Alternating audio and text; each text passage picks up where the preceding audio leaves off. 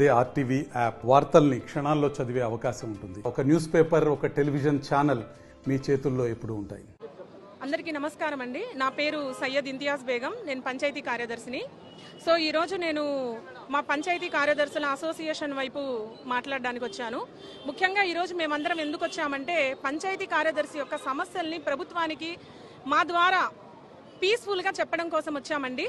Sir మేమేం చెప్పడం కోసం వచ్చాం. ఇక్కడ ఏంటంటే మెయిన్ ఏ శాఖకి లేని ఒత్తిడి మెయిన్ పంచాయత్ సెక్రటరీస్కే ఉందండి. గ్రౌండ్ లెవెల్లో మేము ఎంత ఇబ్బంది పడుతున్నామో, చాలని జీతాలతో ఎంత బాధలు అనుభవిస్తున్నామో మాకు పంచాయత్ సెక్రటరీలకు మాత్రమే తెలుసు. ఏదైనా సరే ప్రభుత్వం ఏదైనా ఒక స్కీమ్ని ఫార్వర్డ్ చేసేటప్పుడు చేసేయండి, డైరెక్ట్గా పంచాయత్ సెక్రటరీస్ చేసేయండి అని అంటున్నారు. కానీ గ్రౌండ్ లెవెల్లో దాని విధి విధానాలు ఏంటి, అదేంటి ఎవరు అర్థం చేసుకోవట్లేదు. ఈరోజు IVRS కాల్స్ అని చెప్పి పెట్టున్నారు, ఇంట్రో వాయిస్ రెస్పాన్స్ సిస్టమ్ అని చెప్పి. అంటే విలేజ్ లెవెల్లో ఉన్న పీపుల్స్తో మనం శానిటేషన్ వర్క్ ఎలా చేయిస్తున్నాము అనేది వాళ్ళ ద్వారా కాల్స్ తీసుకుంటారు. అసలు విలేజ్లో లేని పీపుల్స్కి కూడా కాల్స్ వెళ్తాయి. వాళ్ళు మనం గ్రామాల్లో పారిశుద్ధ్య కార్యక్రమాలు చేస్తున్నప్పటికీ కూడా వాళ్ళు ఏదో ఫోన్ వచ్చిందిలే, ఈరోజు రిక్షా వచ్చిందా, రాలేదండి అని చెప్పేస్తారు వాళ్ళు. సో ఈ విధంగా ఏమవుతుంది, గ్రామాల్లో నెగిటివిటీ అనేది వస్తుంది. మేము పని చేసినప్పటికి కూడా చెయ్యట్లేదు అన్న వేలోనే వెళ్తుంది. సో ఉదయం 6 గంటలకల్లా వెళ్ళి ఫొటోస్ తీయమని చెప్తున్నారు. సార్ దయచేసి ప్రభుత్వం ఒకసారి ఆలోచించండి.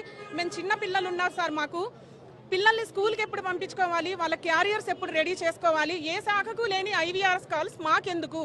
సో దయచేసి మీరు దీని మీద ఒకసారి స్పందించండి సార్, మా బాధలను అర్థం చేసుకోండి. అదేవిధంగా మాకు DDO అని పెట్టారు, అది మా నెత్తి మీద పెట్టిన ఒక ముళ్ళ కిరీటము, దాంతో మేమేం ఆనందపడట్లేదు. దయచేసి మాకు ఈ DDO పదవి కూడా తీసేయండి. మాకు ఎన్ని విధులైనా ఇవ్వండి, హ్యాపీగా ఉదయం నుంచి సాయంత్రం వరకు పనిచేస్తాం. అంతేగాని నిధులు లేకుండా మాత్రం ఎవ్వరూ పనిచేయరండి. మా జీతాల్లో నుంచి కూడా మేము డబ్బులు పెట్టుకోవాల్సిన పరిస్థితి.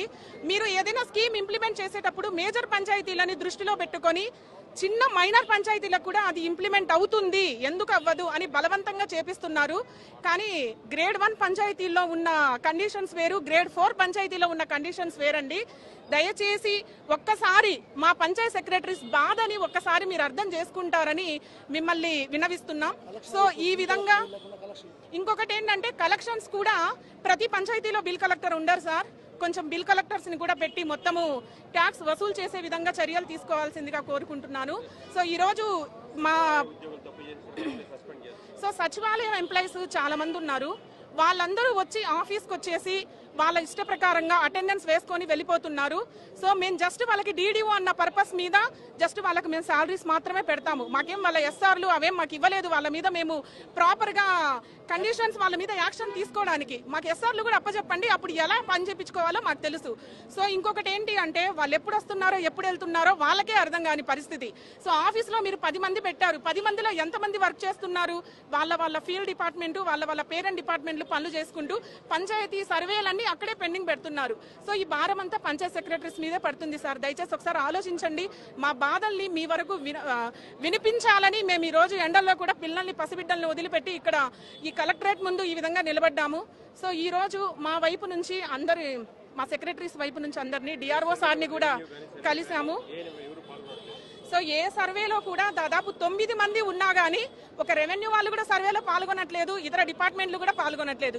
వాళ్ళు చేయనప్పుడు కూడా సేమ్ పంచాయత్ సెక్రటరీ మీదే ఆ భారం పడుతుంది. ప్రతి పంచాయత్ సెక్రటరీయే చేయాల్సి వస్తుంది. సో చివరికి ఒకసారి వినండి, అసలు పంచాయత్ సెక్రటరీ అనేవాడు ఒక ఉద్యోగిగా కాకుండా ఒక బానిసగా మారుతున్నాడు. మీరు దీన్ని దృష్టిలో పెట్టుకొని కొంచెం మా వైపు సార్, మేము గవర్నమెంట్కి అయితే వ్యతిరేకం కాదండి. మేము గవర్నమెంట్కి ఎల్లప్పుడూ మా సహాయ సహకారాలు మీకు ఎప్పుడూ ఉంటాయి.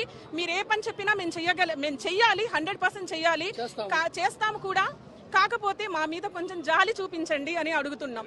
మరిన్ని వీడియోస్ కోసం ఛానల్ ని సబ్స్క్రైబ్ చేయండి, లేటెస్ట్ అప్డేట్స్ కోసం వాట్సాప్ ఛానల్ ని ఫాలో చేయండి, అండ్ లింక్ డిస్క్రిప్షన్ లో ఉంది.